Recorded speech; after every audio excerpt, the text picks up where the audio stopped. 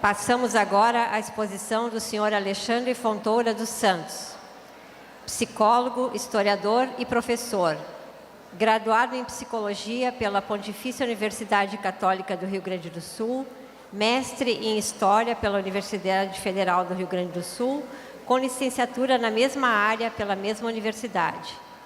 Integrante e colaborador do Departamento de Psicologia e Espiritualidade do Instituto Jungiano do Rio Grande do Sul e da Associação Jungiana do Brasil. Integrante fundador e colaborador do Núcleo de Psiquiatria e Espiritualidade da Associação de Psiquiatria do Rio Grande do Sul. Integrante e colaborador do Departamento de Saúde Mental da Associação Médico Espírita do Rio Grande do Sul, onde dirige o Núcleo de Família e atua como professor do Grupo de Estudos sobre a Psicologia Espírita de Joana de Ângeles. Psicólogo voluntário do Hospital Dia, do Hospital Espírita de Porto Alegre, é orador espírita e atua regularmente no Centro Espírita Luz da Esperança de São Francisco de Assis. O tema a ser abordado pelo Sr. Alexandre é Psicologia em Reencarnação, um olhar sobre as relações familiares. Meus amigos, viemos aqui então para falar de um tema que diz respeito à vida de todos nós, sobre a vida familiar. É dito, muitas das vezes, vamos ver como é que isso aqui funciona, que a família nós não escolhemos. O que através do conhecimento espírita sabemos não tratar-se de uma verdade. Através dos processos da reencarnação,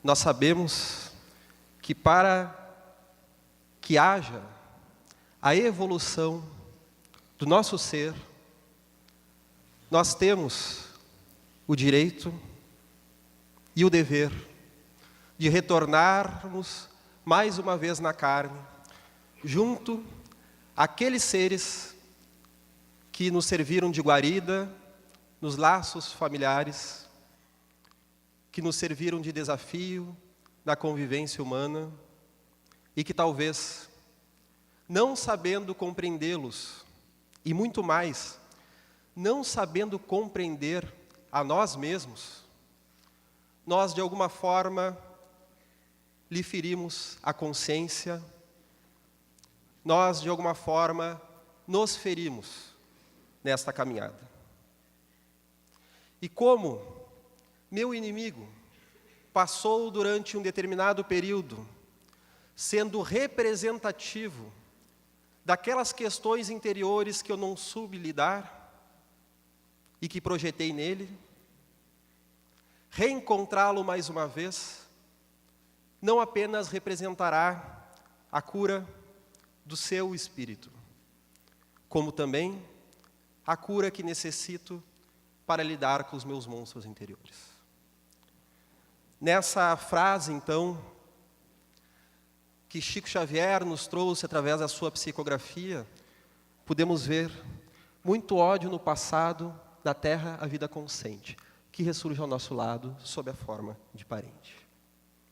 E aqui nós vemos então uma foto convidativa à constelação familiar, em que seres retornam mais uma vez, esquecendo-se momentaneamente do que fizeram no passado, do que viveram, para ter um novo início, um recomeço, porque de fato é isso que viemos fazer aqui na Terra.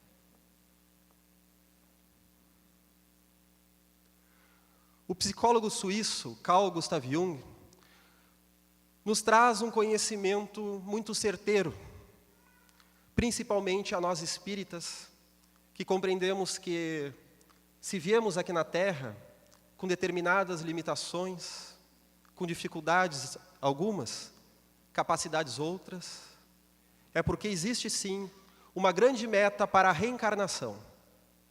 E que através destes enfrentamentos, destas dores, das doenças, das depressões, do convívio social debilitoso, ali encontraremos a possibilidade de conquistarmos a cura para erros que trazemos do pretérito. Então nós podemos dizer que esta possibilidade está presente na nossa psique. E era questão de tempo para que a psicologia moderna, por outras ferramentas e de outras formas, encontrasse também esta mesma semente. Vamos então nos deparar com o processo que Jung chamou da individuação. Diferentemente de individualismo, a individuação nada mais é do que nós tornarmos-nos a nós mesmos. Alguém pode perguntar, então quer dizer que eu não sou eu? Segundo Jung, não. Nós somos uma multiplicidade de seres que carregamos dentro do nosso inconsciente e que volta e meia dedigladiam-se uns com os outros. Somos seres divididos, incongruentes. Temos inúmeras capacidades. Ora, somos temerosos, ora, corajosos. Amamos tanto, mas ainda não compreendemos que como é que nós amamos, mas nós também odiamos a mesma pessoa que nós amamos. Como é que consigo ser calmo e delicado em determinadas situações, ansioso e possessivo em outras? Porque nós ainda somos seres naturalmente muito incongruentes. E o processo de individuação, de tornar-se a si mesmo, nada mais é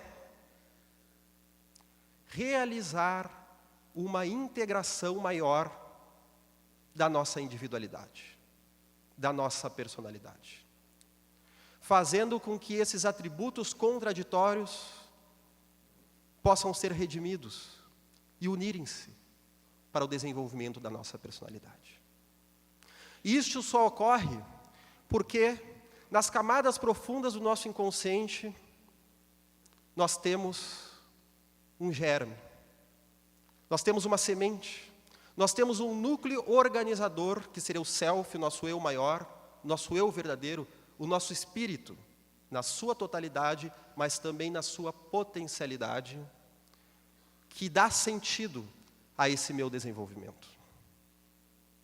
Vejamos quando Kardec pergunta aos espíritos, aonde está escrita a lei de Deus? O que eles respondem? Na consciência. Claro que podemos entender em outro contexto, a consciência do espírito. Vamos traduzir para a psicologia moderna que esta consciência que eles responderam está dentro do nosso inconsciente, está gravado na nossa estrutura como espíritos imortais. E é por isso que nós viemos com a marca de Deus dentro de nós, esse centro organizador. Porque para Jung, dentro da sua psicologia, ele difere de Freud. Freud trazia o inconsciente caótico, movido apenas por pulsões de origem sexual. Jung nos fala que não. O inconsciente, então, tem sentido de organização da nossa psique. E vamos ver, então, que Joana de Ângeles, essa maravilhosa mentora que está nos brindando com uma ponte possível entre psicologia e espiritismo, vai nos falar acerca da individuação. Ela fala que a individuação, ela é a meta da reencarnação. Ela seria, então, aquilo que o espírito veio realizar na Terra em termos psicológicos. Porque no momento em que eu renasço num lar, com aquele meu inimigo do passado em quem eu projetei nele as minhas debilidades, e tenho que talvez ocupar um berço junto a alguém que eu matei e que vai me receber nos braços, este ato por si só é um grande convite à integração psicológica. Porque ao desenvolver da minha caminhada, na minha infância, na minha adolescência, na vida adulta, passarei por inúmeras situações difíceis com aquela pessoa até aprender a amá-la. Se assim eu aceitar este convite da vida, claro, porque muitos fazem isso e ainda não conseguem esse ato corajoso do amor. Mas a vida, por mais que isso me escape à consciência, que eu devo fazer essa integração psicológica, a vida por si só já nos traz, então, esse confronto, permitindo que, para que eu busque equilibrar os sofrimentos que carrego dentro de mim, que não são sanados pelas riquezas materiais, por aquela saúde mentirosa das propagandas, que tem o seu sentido, mas que não é o sentido da nossa encarnação, por mais que eu adquira esses bens, ainda assim eu sofrerei com aquelas marcas do passado, de ter vivido, talvez, numa família que eu não soube compreender. Talvez não tenha me compreendido, porque também tinha as suas dificuldades. E a vida, então, está me direcionando naturalmente para que eu tenha novas chances de fazer esta síntese de opostos, esta união. Vamos ver que Jung nos traz que a individuação, ela seria o mútuo trabalho de integração da individualidade, daqueles aspectos incongruentes de que eu estava falando, e também da capacidade de se relacionar coletivamente. Ou seja, temos amigos, temos irmãos, temos parentes. No Facebook, então, são milhares de seguidores. Os seguidores é no Twitter, né, que eu não conheço, desculpa. Mas isso não quer dizer que nós saibamos verdadeiramente nos relacionar. Muitas vezes estamos nos relacionando mais com a projeção nossa que fazemos nas pessoas do que com a pessoa como ela é. E para que nós consigamos adquirir a capacidade de uma relação mais legítima, passa pela minha individuação, por eu conhecer a minha natureza, para então, buscando conhecer a natureza do meu irmão, vir a adquirir uma relação mais profunda, aceitando-o como é, porque eu também já estarei trabalhando na aceitação de como eu sou. Mas o Jung, ele nos traz uma coisa que a princípio pode nos parecer uma incongruência, se olharmos pelo viés espírita. Porque o Espiritismo nos fala da importância da família, a importância de nós amarmos aqueles que estão conosco. E o Jung, ele nos diz o seguinte, que no processo de individuação,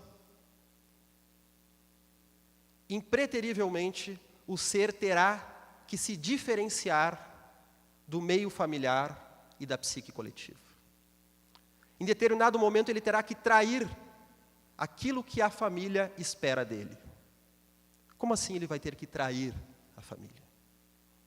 Podemos compreender que, por mais que pudéssemos observar uma família perfeita, uma família harmônica, vamos imaginar uma família que realmente se ama.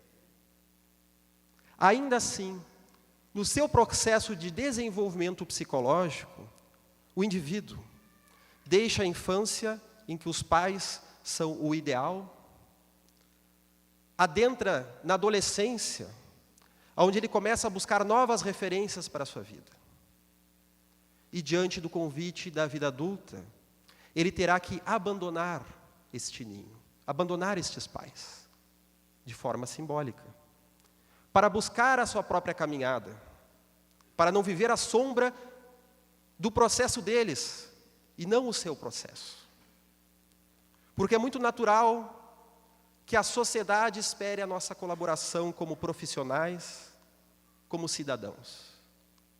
Mas nem sempre o ideal de cidadão da sociedade passa pelo processo interior da minha caminhada, da minha integração, que é diferente da integração do outro.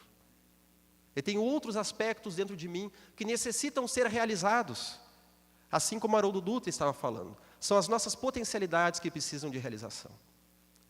E aí, nós temos que fazer o duro sacrifício de matar a família, matar a projeção que fazemos da família dentro de nós, de frustrar essa expectativa para buscar o nosso caminho, mesmo que amemos a família. Não estamos aqui falando de odiar a família, mas de buscar o nosso entendimento. Jung, então, falava que no processo de individuação, e aí vamos pegar um referencial do Gelson também, o ser, ele é crucificado entre opostos, entre a necessidade e a espera da coletividade e a fascinação das imagens arquetípicas que traz dentro de si.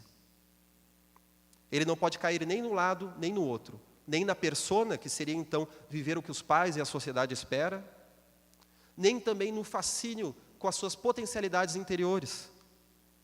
Ele precisa encontrar um meio termo, em que aí o self, nosso eu profundo, surge como um chamado a fim de nos libertar.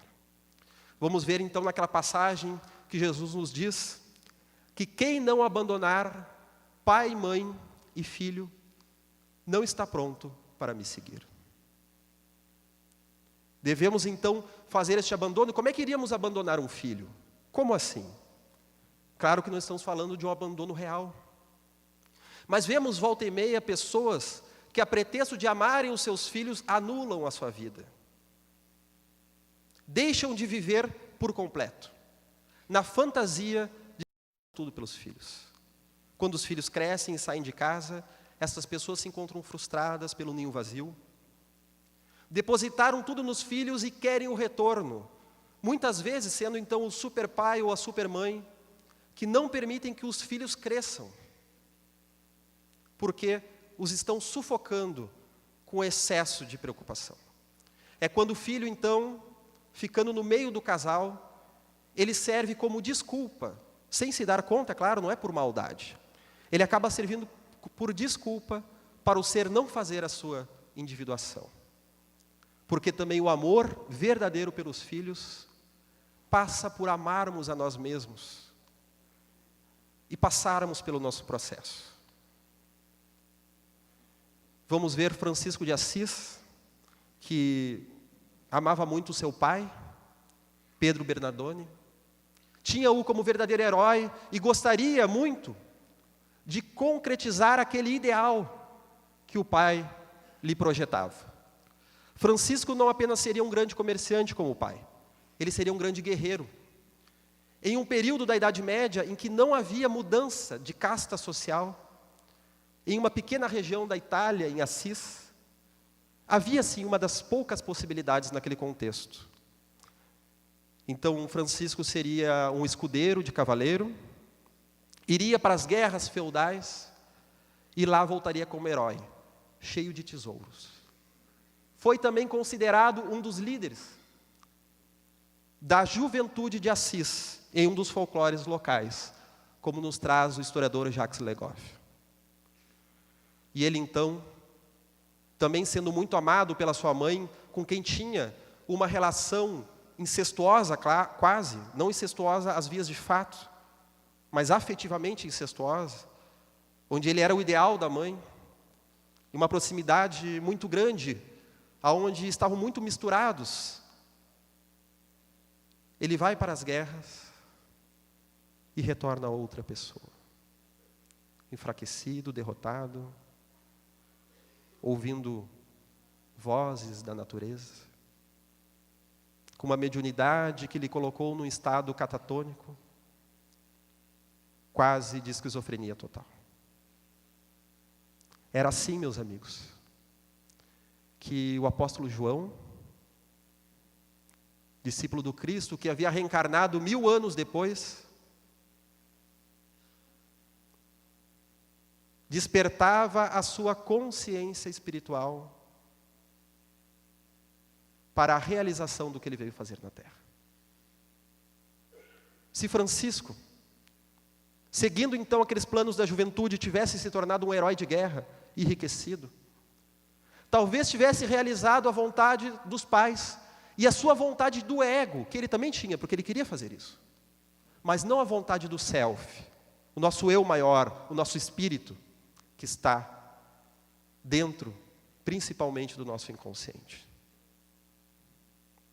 Então ele não teria feito o seu processo de individuação. Então, mesmo amando o seu pai e amando a sua mãe, ele deixa o lar e, diante da cobrança de que aquelas roupas que ele carregava pertenciam ao pai e não a ele, ele se vê nu em praça pública. Neste ato corajoso de autossacrifício para dar início à sua caminhada. De certa forma, somos como Francisco em muitos momentos da nossa vida.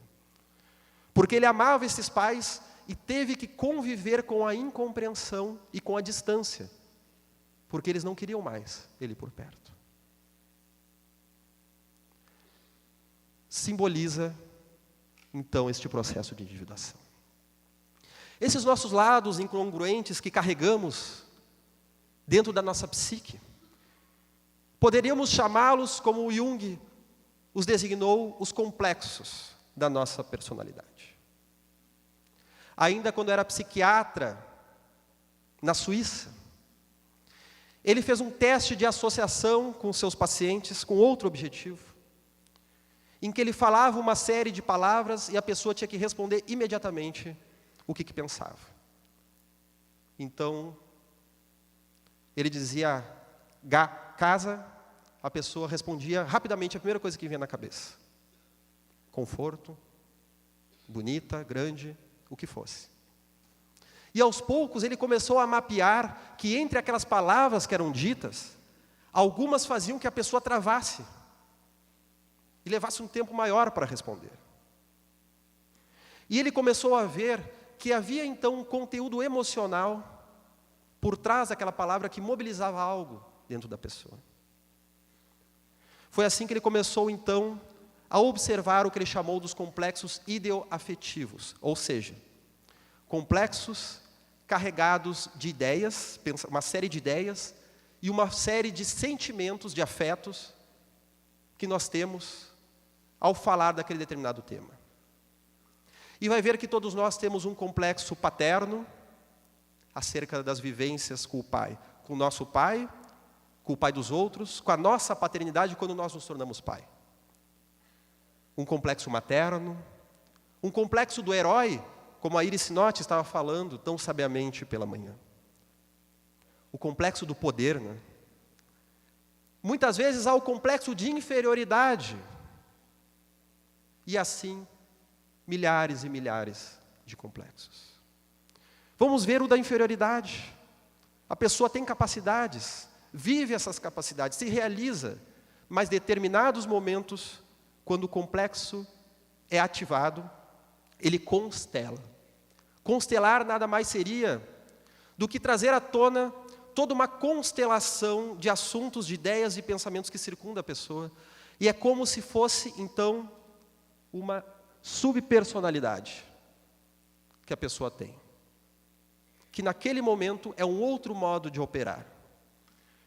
E dentro desses complexos há sempre o risco da unilateralidade. Quando nós queremos responder à vida apenas de uma única forma, não cedendo ao desconhecido.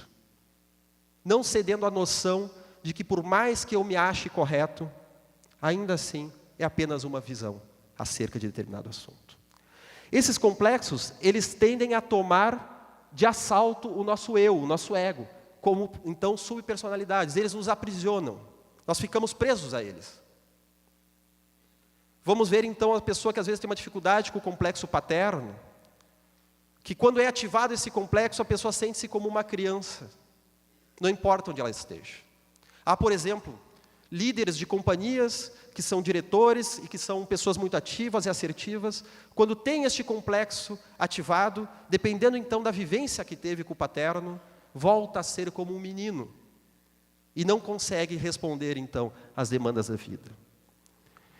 Isso é porque inconscientemente nós buscamos a manutenção do problema.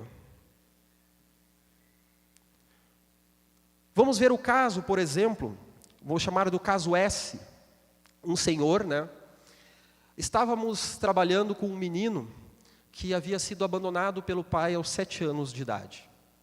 Esse menino, então, sofria muito com essa ausência, esse pai quase nunca aparecia. Determinada ocasião, fomos conversar com esse pai, e o pai falava que sabia sim da responsabilidade de estar com ele, mas botava uma série de empecilhos que fazia com que visse o filho apenas uma vez ao ano. E daí eu lhe perguntei acerca da sua vivência com o seu pai.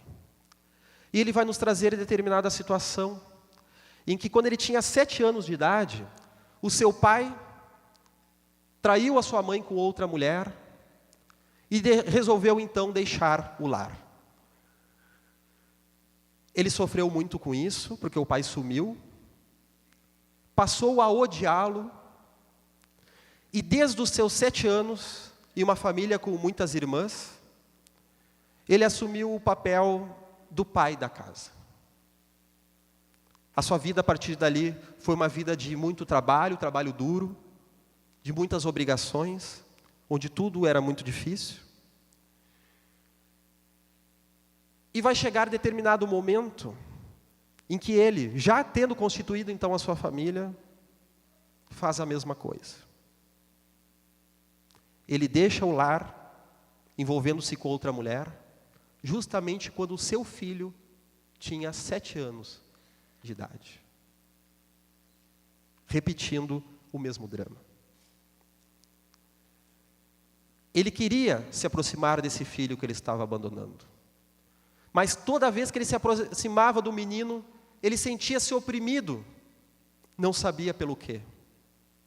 Podemos ver aí, então, o complexo ideoafetivo da figura paterna, em que ele vivenciava esse complexo na polaridade de filho.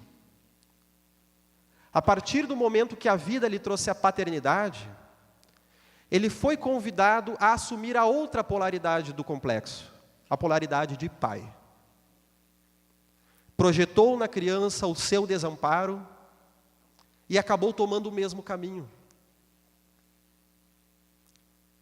O projeto dele tratava-se então de perdoar o seu pai, a fim de alguma forma conseguir diluir o efeito desse complexo sobre a sua personalidade e poder assumir a paternidade com mais tranquilidade.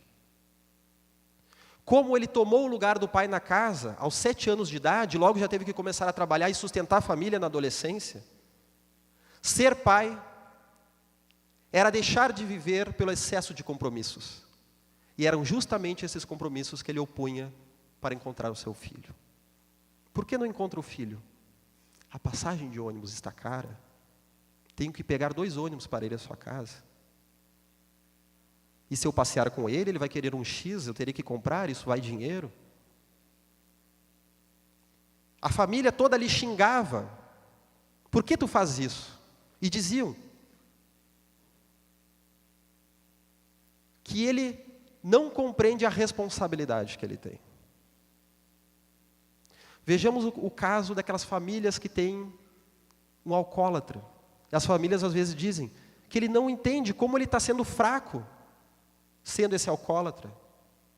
Todos os dias nós falamos com ele, tentamos conscientizá-lo de que o álcool faz mal para ele, faz mal para a família, mas ele não entende que o álcool faz mal para ele. Talvez a questão seja um tanto diferente. Compreende sim. Compreende que o álcool faz mal e de que está sendo fraco. O problema é que com a crítica, ele se identifica com o complexo e busca então trabalhar conforme o complexo. Tanto ele sabe que está sendo fraco, que age como se fosse fraco.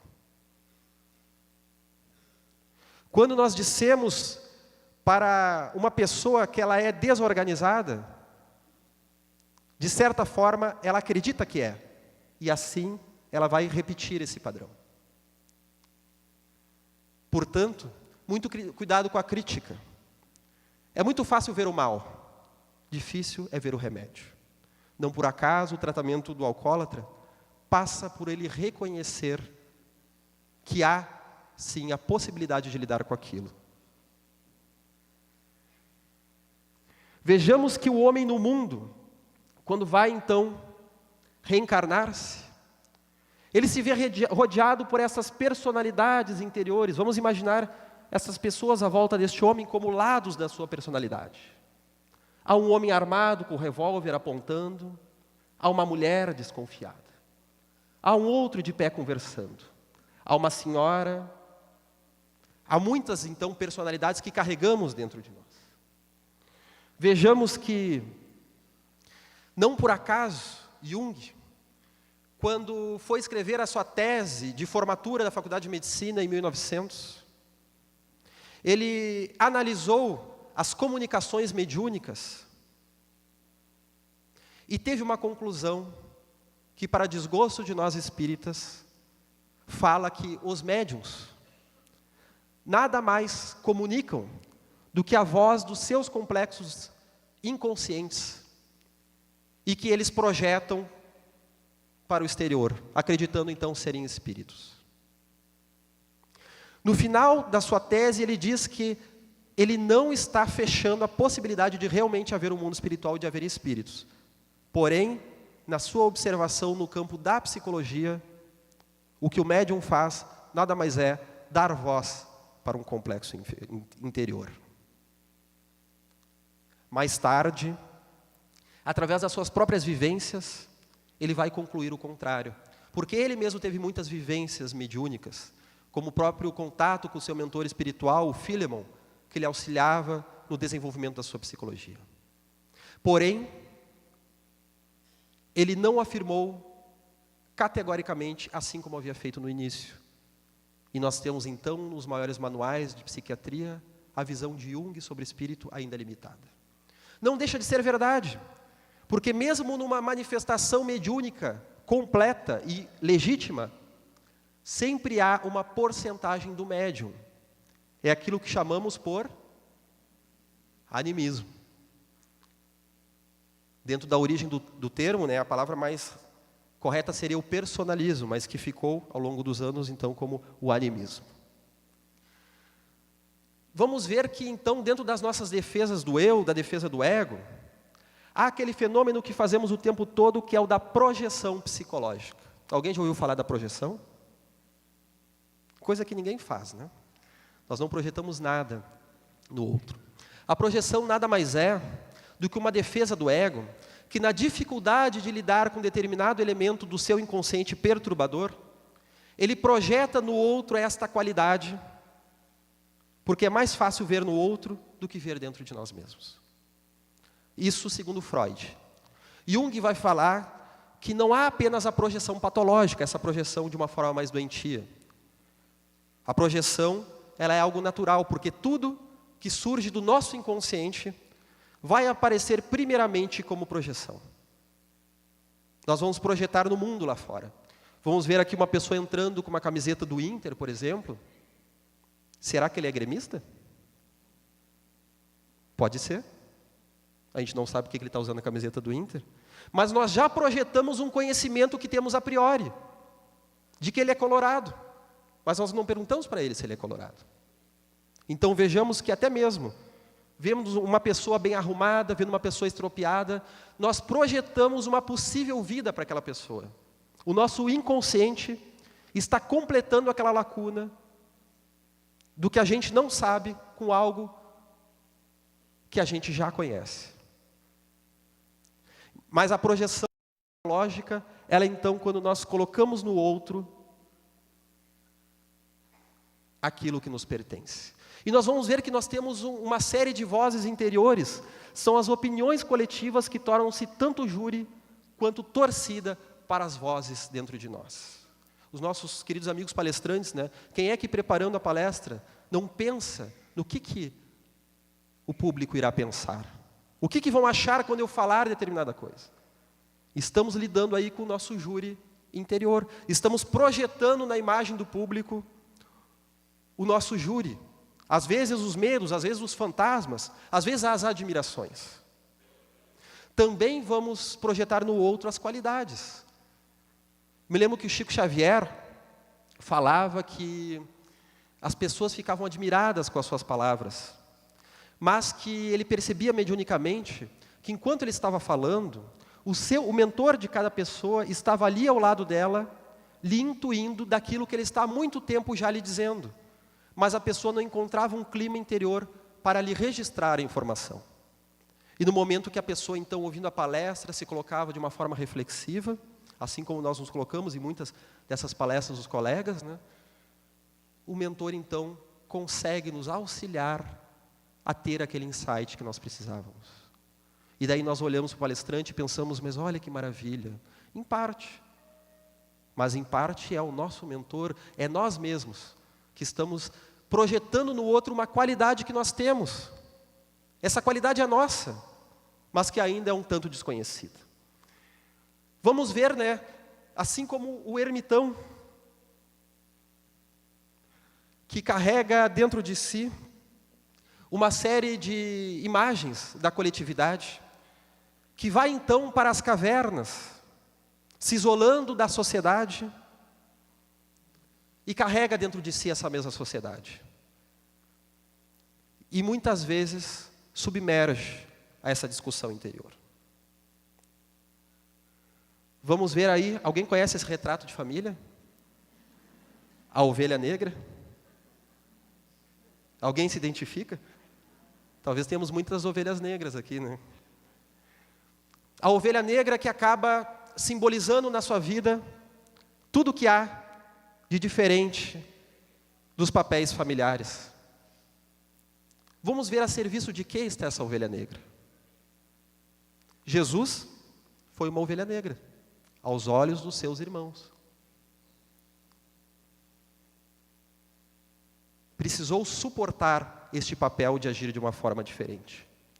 Porém, isso é muito diferente também daquela ovelha negra, daquele ente familiar que acaba personificando o contrário do que seus pais, do que a família pensa, apenas com o objetivo de se opor. Talvez seja uma busca inconsciente de diferenciação e que precisa momentaneamente tomar este caminho. Porém, no momento que nós odiamos, nós nos tornamos semelhantes. Joana de Ângeles nos traz então o conhecimento de que a criatura humana sempre crê, até naquilo que nega. O seu ato de negar é uma forma de crer que defende com entusiasmo e vigor. A negação, por isso mesmo, é um tipo de afirmação, demonstrando a crença natural e racional em torno da sua convicção. Vejamos Paulo, o grande perseguidor do cristianismo e que já trazia nas profundezas do seu ser a sua conversão ao cristianismo. Era uma transformação que ocorria nas profundezas. Então, num processo de enantiodromia, aquilo vem à tona, ele cai do cavalo diante da imagem de Cristo e diz então: Mestre, o que queres que eu faça? Pois ele, no momento que perseguia paulatinamente a Jesus, paulatinamente, olha que interessante a palavra para Paulo, né? Ele estava crendo em Jesus.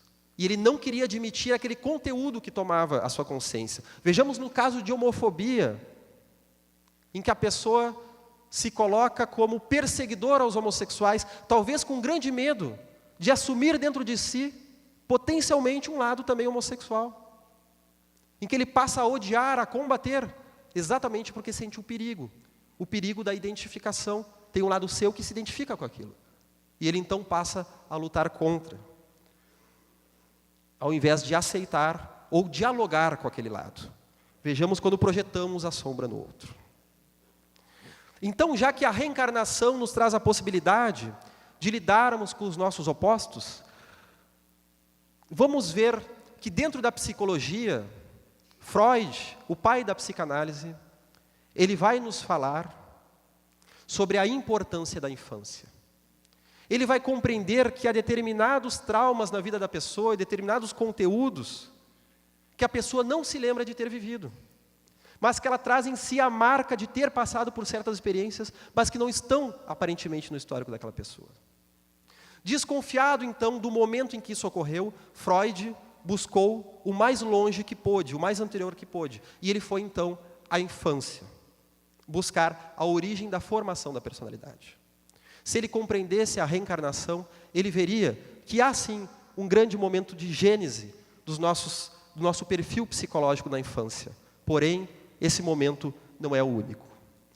Joana então vai nos falar a respeito daquilo que estávamos falando dos complexos. Ela vai nos trazer que as formulações dos diversos períodos da evolução e de vidas passadas, elas são exteriorizadas pelo inconsciente quando possuem um conteúdo perturbador, ressurgindo então como complexos da nossa personalidade a serem integrados. Vamos compreender que esses complexos que Jung já conseguia perceber, nada mais são do que um reflexo de nossas personalidades em vidas passadas. Como já fomos monges, caçadores, gladiadores, freiras talvez, já fomos pai, já fomos mãe, já fomos filho, já morremos de doença, já morremos talvez de outras formas, carregamos dentro de nós inúmeras personalidades e que no nosso processo, no nosso atual nível evolutivo aqui da Terra, muitas delas não foram solucionadas. Nós não passamos pelo nosso processo de individuação naquela encarnação. Nós sustamos a nossa individuação, como é muito comum ocorrer, do ser que vem com inúmeros potenciais na Terra, mas infelizmente não se realiza. Jung nos fala que o próprio Nietzsche, que veio nos falar da morte de Deus e carregou em si a angústia da sua época, ele tratava como uma pessoa genial, mas que, ao seu ver, era o caso de uma individuação que não deu certo, porque no confronto com a sua sombra, com a sua angústia, ele veio então a sucumbir. E até o seu processo de vida se deu num sanatório em condições muito tristes. Apesar da sua genialidade e apesar do respeito que Jung tem por ele. Então vamos ver que o processo de individuação, ao tentar nos aproximar e dialogar com os nossos complexos, nós estamos fazendo pequenas integrações das nossas subpersonalidades, mini resoluções daquilo que fomos em vidas passadas. Os complexos, eles funcionariam como bolsões do inconsciente que podem estar abertos ou não, e que se abrem em dado momento da nossa vida, marcando profundas mudanças nas nossas relações. Vamos ver o caso de pessoas que, em determinado momento da vida, elas mudam, passam a agir de uma forma diferente. Há pouco tempo eu vi uma pessoa que me dizia que era muito feliz, que vivia muito bem, tinha uma realização de vida linear, graduação, mestrado, doutorado, tudo.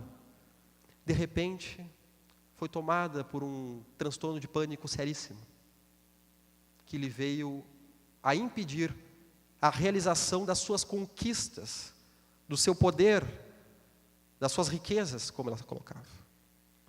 Porém, vemos nessa caminhada linear uma caminhada apenas do ego e não do self. Uma caminhada daquela personalidade externa, da persona que ganha títulos, que tem também a sua importância, abrem portas para trabalhos a serem realizados, mas que já estavam sendo confundidos o título com a personalidade. E para que essa personalidade pudesse surgir das profundezas e ganhar um espaço, precisou passar então por essa cisão da sua personalidade, esse estado de quase loucura completa, sofrendo muito, deitado a uma cama, para que esses potenciais, essas outras qualidades da sua vida pudessem ter uma chance de relativizar aquela personalidade. São os bolsões de vida passada, são aqueles nossos personalidades que fomos surgindo repentinamente. Vejamos aí que o próprio contato amoroso, ao momento da paixão, a paquera, a paixão, aqueles anos maravilhosos iniciais do casamento, onde tudo são flores. E há depois a convivência, há o aprofundamento, há as crises do casamento. James Hollis vai nos trazer que a maioria dos casamentos não sobrevive à crise. Geralmente depois dos 7 anos de relacionamento, ou talvez um pouco mais, um pouco menos, nós vamos descobrir que a pessoa não é aquela com quem nós havíamos casado. E é verdade, ela não é. Porque nós projetamos nela um ideal. Talvez ela tenha algumas daquelas características realmente. Mas o difícil da convivência em família é termos de suportar a sombra do outro. É termos que ver de perto. E como nós não suportamos nem mesmo a nossa sombra, temos dificuldade de suportar o outro. O relacionamento só se transforma em amor quando há então essa aceitação do outro com as suas debilidades e também aquilo que ele reflete para nós, da nossa sombra pessoal.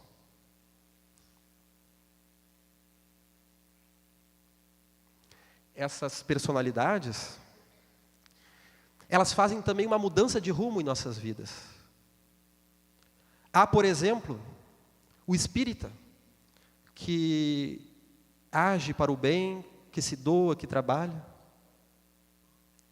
Em determinado momento, como vemos no livro O Amanhecer de uma Nova Era, de Divaldo Franco e Manuel Filomeno de Miranda, um dirigente espírita de uma casa importante, que era um trabalhador exemplar, em determinado momento da sua vida, sofre com a perda da esposa, com o desencarne dessa esposa, e ele vem a sucumbir diante de uma sexualidade que ele não consegue direcioná-la. E ele começa, então, a surrupiar o dinheiro da casa espírita para ter relacionamentos lá fora, porque nada mais era do que um bolsão da sua personalidade passada, que ele teve em outra vida, que naquele momento da vida surgiu de repente e rompeu, com o propósito de fragilizar o ser, que na sua reorganização terá a chance de diluir esse bolsão, de redimir, fazer a sua individuação que não fez na sua vida passada. Vejamos André Luiz, que desencarna naquela situação desesperadora, que era o homem de títulos na terra, o médico responsável, o cientista de renome, que, porém, terá de amargar determinados anos nas regiões umbralinas, entrando em contato com a sua própria sombra, já que não soube entrar enquanto encarnado. Poderíamos arriscar que André Luiz ele conseguiu fazer uma individuação a posteriori da espiritualidade, quando ele se curva diante desta realidade maior. E nesse processo de individuação a posteriori, ele vai demonstrar um amor por Cristo, um amor por Jesus, um amor pelo ser humano que ele não teve naquela encarnação, mas que talvez, de alguma forma, poderia ter tido. Olha o que nós perdemos. Tivemos o André Luiz médico cooperando na terra, mas este André Luiz de amor nós não conhecemos. Vejamos, já próximos da nossa finalização, que a lei da reencarnação, ela vai nos trazer a perspectiva de uma nova forma de amor. Há, por exemplo, o caso de um senhor que amava muito a sua filha, moravam os dois apenas, e essa moça era uma pessoa muito responsável, mas que trazia um determinado desequilíbrio emocional e que lhe fazia ter muitas relações amorosas de forma promíscua. E esse irmão, ele tinha um grande sofrimento com a realidade da filha. No entanto, apesar de ser uma pessoa valorosa, esse irmão, ele também tratava as mulheres de uma forma materialista, como se fossem apenas um objeto. Em um trabalho de regressão, em determinado trabalho espiritual, em uma atividade, os mentores revelaram à sua pessoa de que aquela filha promíscua era sua amante de vida passada que ele havia desencaminhado. E a possibilidade de tornar-se pai da sua amante era uma forma, digamos nós aqui, de psiquificar o amor. Era um amor instintual, um amor apenas sexual, que também tem o seu sentido, também tem a sua importância, mas que necessitava ser sublimado para um amor que não se dá apenas naquele tipo de relação. E aí nós podemos pensar o próprio complexo de Édipo, que o próprio Freud viveu com a sua mãe, em que aquele apaixonamento da mãe pelo filho, em casos de incesto, ou em casos de fantasia, em que há uma relação muito uruboica entre ambos, se trata também de registros de vida passada, aquele ódio que talvez o marido vai ter pelo filho, que está lhe roubando a presença da esposa, traz ali também o triângulo amoroso que não foi sabiamente solucionado em outras vidas, talvez de uma forma muito dolorosa apenas. Vamos ver o sábio indiano Jaidaresh Bhopal, um personagem apenas com esse nome, que no século XVI tem um sonho em que um mestre espiritual está junto dele, à beira da praia, e lhe mostra a figura de uma mulher que se aproxima. Faz mexer, bater o seu coração profundamente. Ele não a conhece, mas ele se vê apaixonado. Ele tem 40 anos, ela parecia uns 15, que era a idade que as mulheres casavam na Índia naquela época. E o seu mestre lhe diz o seguinte: vês esta que aproxima? Tu a amas de outras vidas. Te dei o tempo de 40 anos para que tu te preparasse para este encontro. Tu irás amá-la, porém não da forma que tu gostarias. Terás que conter em ti a vontade de uma realização, de um amor romântico, e amá-la com a tua sabedoria. Ela chegará desgrenhada, necessitada do teu amor, abatida, traumatizada. E se tu falhares, carregarás ela contigo, na tua caída. Este sábio hindu, que era um mestre cheio de qualidades e de vidas já, em que foi um ser de muita luz, encontra o maior desafio da sua vida. Já pressagiando o que se dá depois no livro O Passado Vive em Nós. Era o convite para que ele vivesse aquele amor, porém de uma outra forma que ele não estava acostumado. Porque isso vem a nos libertar daquela fantasia de que para amar nós temos que ter. E dentro daquelas doutrinas como o amor livre, em que a pessoa usa os outros para os seus propósitos sexuais momentâneos, e não aprofunda o relacionamento com medo de se comprometer, vejamos que aí não há amor, não há comprometimento, há apenas uma utilização. E a pessoa acredita que ela precisa ter aquelas pessoas. Determinada pessoa me gera um sentimento de amor, eu preciso tê-la. É uma ilusão. É um amor ainda com A menor. É um amor ainda primitivo. É o início da caminhada. Porém, não a sua realização. Porque nós podemos amar sem ter. Se tivéssemos que ter relação sexual com todos que amam, imagina Jesus que ama a humanidade. O que seria? Podemos assim amar os nossos inimigos, na sublime proposta de Jesus. Vamos ver que as nossas vivências atuais, se elas não são a origem dos nossos traumas, dos nossos complexos, dos aspectos da nossa personalidade, como nos dizia Freud, o que elas são? Colocamos aqui 4 colocações interessantes. Elas podem ser realmente a gênese do problema, conforme Freud, a nossa vivência na infância ou em outros momentos da nossa vida, na adolescência, até mesmo na vida adulta, se encontra ali a gênese de um problema psicológico que carregamos. Outras vezes, elas são uma gênese parcial, elas contam com elementos de outras vidas. E em terceiro momento, ela não é a gênese, mas é o momento em que é desencadeado o problema. Vejamos no caso de crianças que às vezes passam pelo abuso sexual e vão trazer um trauma que carregam dentro de si. E no caso de alguns espíritos, não vamos falar aqui de todos, em um processo de regressão se pode ver que aquele que foi abusado, em outra vida, ele também foi um abusador. Então nós podemos dizer que o complexo, que traz as suas duas polaridades, de abusador e abusado, já existia dentro de si. O trauma da infância apenas foi o seu desencadeador nessa presente encarnação, em alguns casos.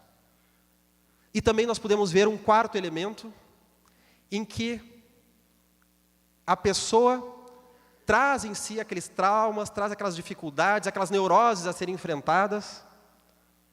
E o convívio familiar, no caso da família, né, vai apenas definir a forma como se manifesta o problema, a roupagem.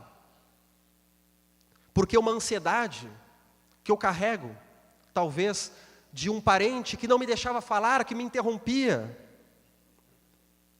Vamos ver no caso da pessoa às vezes muito tímida, que tem dificuldade de se expor em público, que às vezes não consegue concatenar as palavras.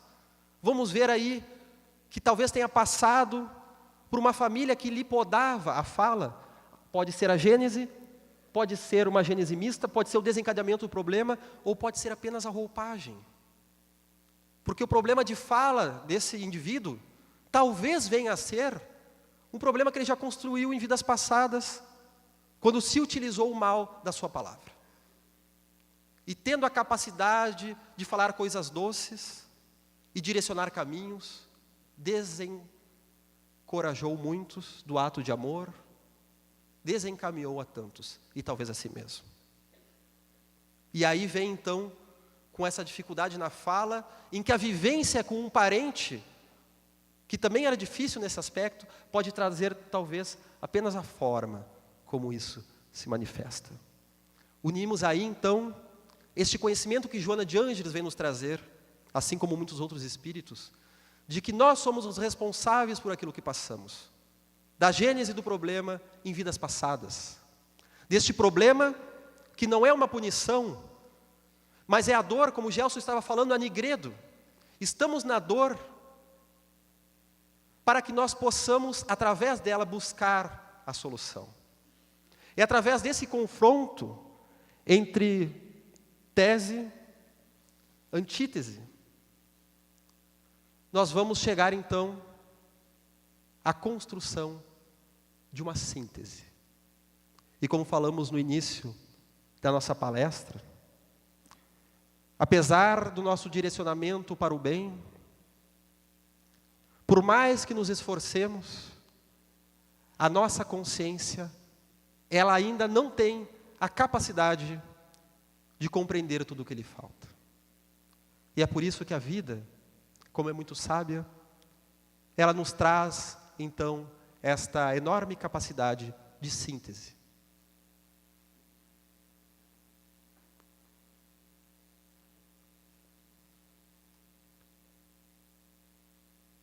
Assim como Jesus, diante da mulher adúltera,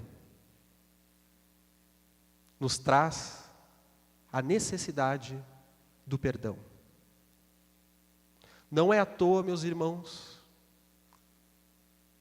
que devemos passar por um presente magnífico, a opressão do espírito pelo corpo, que nos leva ao esquecimento momentâneo do que fomos em vidas passadas.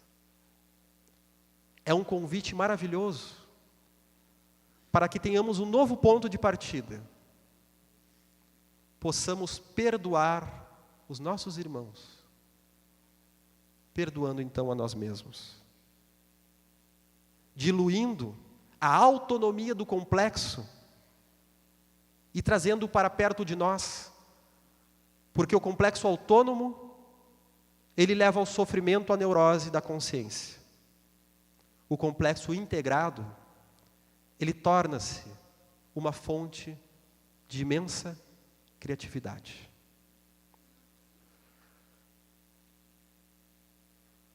Diante da noite, não acuse as trevas, aprenda a fazer luz. Agradeço então a paciência de vossos ouvidos.